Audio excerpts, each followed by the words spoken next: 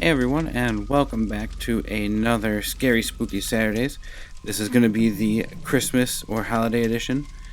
Um, but first, before we actually get into it, I want to say just a couple things. Just want to say thank you to everybody who watches these or watches any of the videos on the channel. I'm going to make a proper, actual update video, but I really do want to say just thank you because when I first started the channel, I basically only posted Smite videos for myself to watch, and then a few other people started watching them. So I was like, you know what? Let's actually try something here. So I went from making just uploading videos of myself to improve my game to actually trying to become a full-blown channel. So thank you for at the current time of recording this, 55 subscribers that I have. I really do appreciate having all of you here. I will continue to put out content. It's going to be whatever content. It's not. There's no real format. It's going to be 1 to 2 videos a day. Hopefully, there might be breaks in between because life happens, and this isn't my job. This is for fun. So, anyway, I just want to say thank you for this year. It's really the end of the year wrap up here. I might have one more of these before we go into the new decade. So thank you from the bottom of my heart, everyone. And I hope you guys have a happy holiday. But I digress. You're here to be spooked. And today I scoured and found a few different Christmas creepypastas. I started reading a few of them, try to get a good read on them and see if there's something I want to read. You know, saying the same thing over and over. How many times can I say read? But I kind of I fell upon this one because partway through it I started to get okay. I get it. This one is called Santa Claus, but it's Claws, like claws. Ooh. But I think it really takes a nice deep psychological dive. So without further ado, get your beverage of choice. Grab a nice hot cup of cocoa, nestle up by the fire. Make sure you tuck your kiddos into bed, and let's get scared. For most children, Christmas is a celebration worth looking forward to. For 13-year-old Evan, it was something to fear. Evan still remembered his 7th Christmas Eve clearly. An evening that he, like most children, had been looking forward to for a long time. The next morning he would get up early and open all his presents, eager to see what surprises Santa had left him. Evan imagined the restless night ahead and thought, if he listened hard, he might be able to hear Santa coming down the chimney. But this Christmas Eve didn't all go to plan. It wasn't long before Evan's excitement gave way to horror.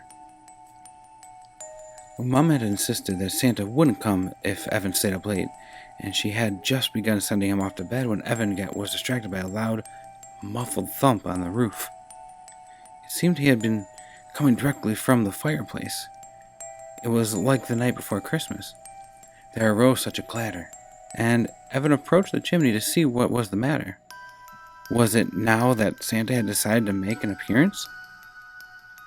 Ash was falling from the nooks and crannies of the chimney to the bottom of the fireplace, sending out charcoal smoke and burnt smell.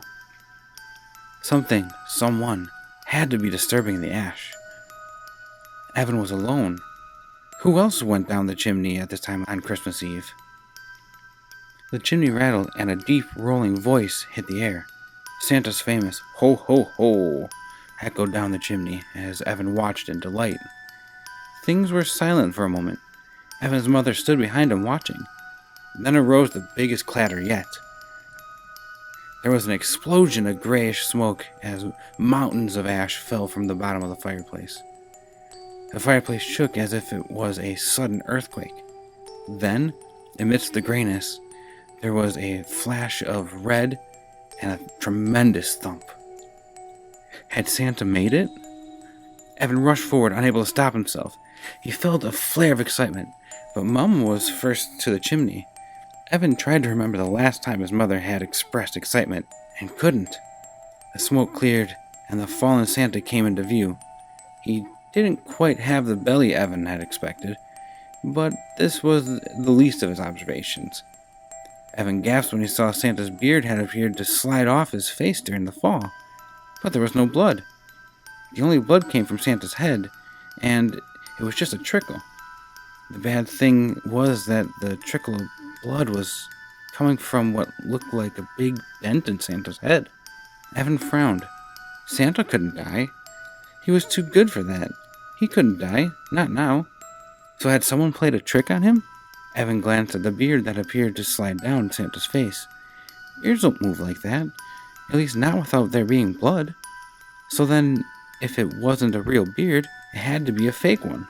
And if that was a fake beard, then Santa's suit was also a fake suit. This wasn't the real Santa. This was Santa in disguise. Evan glanced once more at the fake Santa's exposed features, trying to figure out who this person could be, and made sense of the face that seemed so familiar to him. He realized for the first time that Mum had never been excited. Instead, she rushed over to the fake Santa's body in grief. Sobs racked her body, tears dripping onto fake Santa's suit. Evan stood dumbfounded and choked out one word. Dad? Evan woke up in a cold sweat, bolting upright into a sitting position. He glanced at his watch and read the time. 2:19 a.m. Before the light on his watch went off, he read the date. December 20th. Only 5 more days until Christmas. Once upon a time, Evan would have been happy about this, but now he wished that Christmas never came. It was the same dream again, accurate in every detail. That evening was exactly how it had been in the dream. It never ceased to amaze Evan how vivid these dreams were. They got right down to the core and forced Evan to relive the worst moment of his life. Those GD nightmares. They got worse around Christmas. He would dream of that fateful evening his father slipped and fell down the chimney, smashing his skull on the way down. Or he would dream of those claws, those razor-sharp strips of polished bone, weapons that could slice through him like butter if he gave so much as a flick. Most kids grew out of their belief in Santa, came to accept that Santa was just another myth made up to make children happy. But Evan hadn't grown out of it. He had been jolted out of it, his belief shattered with the tragic death of his father. Evan's father had only been trying to surprise Evan, but he had done so much more than that. He had bent Evan beyond repair. Every Christmas, Santa Claus would haunt Evan. Evan was convinced Santa Claus was some kind of demon in humanoid form. He was definitely not human. He was a supernatural entity of sorts, but Evan had always thought of him as a demon. Santa Claus had been in Evan's life since his father died, and though he was mostly absent during the year, he would come back around November, maybe late October. When it became nearer to Christmas, well, he would become more persistent then. There were the nightmares, for one thing, and the visions, and Evan had no shortage of seizures around Christmas time, when Santa Claus was at his worst. Sometimes Evan had panic attacks that seemed to come out of nowhere, and there was no doubt who had caused them. Evan was no stranger to bullying at school because of his seizures and his strong dislike over Christmas. Santa Claus had taken its toll on Evan. Evan knew that Santa Claus had, in some way, been triggered by his father's death.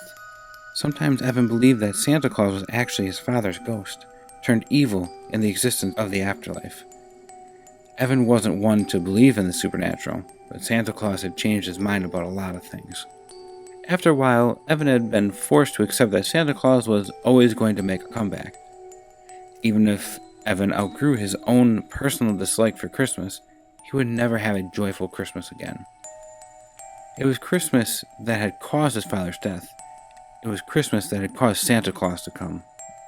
Evan's head flopped back onto his pillow. School had finished weeks before, but Evan was still dreading the next day, and every day until Christmas. What Evan was looking forward to was the absence of Santa Claus.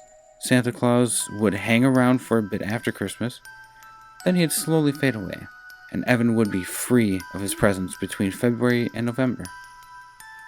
Then he could forget all about Christmas, pretend it never existed. No matter what, Santa Claus would always come back, and Evan was sure he would never be free of his demonic existence again. Evan woke early and rolled out of bed, opening his laptop without bothering to draw the curtains or turn on the light. He wanted to go online, check his Facebook, play some games, do anything to take his mind off Christmas, and, more importantly, Santa Claus. It was an hour or two before Evan sat down to a lazy breakfast of cornflakes, by which time Evan's mother had gotten out of bed. Mom had shut herself out from society a while after she unexpectedly became a widow, developing a strong case of depression. Eventually, she had come to terms with her husband's death and became a more loving mother to Evan than ever, but she still had her bad days. Sometimes Evan wondered whether Santa Claus was in her mind too. They both supported each other a lot, but Evan couldn't help feel that the house was lonely every once in a while. Evan had told his mom about Santa Claus for the first few years after his father's death, but then he had decided to pretend he had outgrown it. He didn't want to put extra weight on Mom's shoulders, and the last thing he wanted to do was to make it seem like he was a child. But Evan couldn't hide the seizures. He couldn't hide the fact that he sometimes absorbed in a hallucination, often concerning Santa Claus. Evan's mom seemed to blame it on the trauma he had received after his father's death. Sure, maybe not all the kids would experience that type of trauma, but everyone's different, aren't they? Evan said good morning to Mom and continued to eat his cornflakes. The fireplace was directly to the right, and Evan thought he could catch a glimpse of red out of the corner of his eye. His head turned. Nothing. Paranoia. Or maybe Santa Claus was playing tricks on him. Either way, Evan didn't fancy seeing Santa Claus in the flesh. He had seen him already, 5 times to be exact, and would see him a 6th time, for every Christmas Eve at 8:13 p.m., the exact time his father had fallen, he appeared in the fireplace, and Evan was always there to watch him make an appearance. It was then that Evan decided that this year, he was going to be prepared. It would be no different to any other year. Santa Claus would appear in the fireplace at exactly the same time as he had the year before, and the year before that, and the year before that year. Mom was never around. She always went to bed early on Christmas Eve, or stayed in bed the entire day. This time Evan wouldn't be watching Santa Claus. He'd destroy Santa Claus once and for all. Why hadn't he thought of that before? That day, Evan confined himself to the safety of his home, or, more specifically, his bedroom. He distracted himself with computer games and other activities, while all the time planning on how he was going to get rid of Santa Claus when he made an appearance. Before his father died, he had a hunting rifle that hung on a hook on the wall. After his death, it had been hidden away inside his wardrobe, which was, of course, in his bedroom Mom slept in. A gun was Evan's closest shot, and it was the only thing he could think of that might kill Santa Claus. What else was he supposed to do? Shout a few defiant words and attack Santa Claus with his bare hands? His father's old hunting rifle was the only gun possible for Evan to obtain. The only problem was getting it out of the wardrobe without his mother catching him, and she was sure to get suspicious if she saw him taking a gun out of the wardrobe. This proved to be an easier task than Evan thought, however. When Mom went out to do some shopping, Evan went straight into the wardrobe doors and started burrowing through the clothes. It was then that he experienced the seizure. Evan had just caught a sight of the gun when a sudden jolt ran through his body. His muscles were paralyzed, his joints frozen in place. Evan was unable to do anything but stare helplessly as he fell backwards into the wooden floor. Electricity ran through his body, which was now twitching madly on the floor. Shadows danced in front of his eyes as the visions began. He saw his father, now an ash-covered skeleton wearing a Santa hat, leering down at him through empty eye sockets. He saw a Christmas tree, decorated with bloody limbs, organs, and what looked like unraveled intestines. He saw claws curling in front of his eyes, claws that would cut him in two if he did so much as blink. Evan came to just as he heard a car pulling in the driveway. Frantically, his eyes darted around, searching for the hunting rifle. Something thin and black poking out of the pile of clothes caught his eye. The rifle! He snatched it up and bolted towards his room, not remembering to close the wardrobe door. He had just reached his bedroom when Mom opened the front door. It wasn't until his mother called out to him an hour or so later, "Evan, have you been through my wardrobe?" that Evan remembered that he neglected to close the wardrobe door. Yeah, Evan replied, thinking quickly. "I was looking for a jacket, since all my other ones are too small. It's pretty cold with all the snow and all." Evan was proud his voice didn't so much as quiver. Because of this, Mom didn't pursue the subject any longer. In that one day, Evan experienced a seizure inside the wardrobe, frequent flashes of movement out of his corner of his eye, and a brief hallucination. Usually it was worse around this time, but Evan had it lucky. The nightmares didn't improve that night. The next day, Evan realized he had no bullets for the rifle. He had forgotten to find some in his panic to get out of the room before his mother saw. Mom didn't go out that day, but Evan decided to have a look through the wardrobe anyway, and if she asked, he'd make up the same lie as yesterday. After some serious rummaging, he found 3 stray bullets hidden in the corner of the wardrobe in a plastic casing. This time, he didn't forget to close the wardrobe door. He put the bullets in his pocket in case his mom should enter the hallway, but she didn't. The plan was looking successful. That day, Santa Claus talked to Evan. The words were spoken inside Evan's head, but Evan knew well who they belonged to. Evan found he couldn't remember most of the speech afterwards, but knew it had something to do with Evan's plan to kill Santa Claus.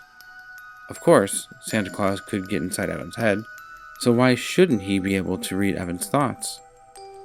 This is what he had done. Still, Evan wasn't prepared to give up so quickly.